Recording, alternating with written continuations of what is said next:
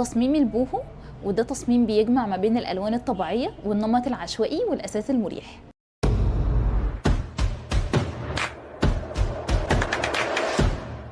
النهارده هنتكلم عن حاجة مختلفة شوية عن الفازات المناسبة لنوع الديكور ده. الفازات بتكون حاجة مميزة جدا، وده لأنها بتضيف لمسة فنية وجمالية في نفس الوقت. أول حاجة الفازات المصنوعة من الخزف أو الطين، ودي بتكون مثالية جدا، وده لأنها بتدي إحساس بالدفء والطابع الريفي اللي بيميز أصلا ديكور البوهو. أو كمان ممكن تختار فازات مطلية يدويا أو بتصميمات بسيطة زي النقوش الجمالية أو الألوان الترابية، ودي بتكون زي الأورنج أو البني.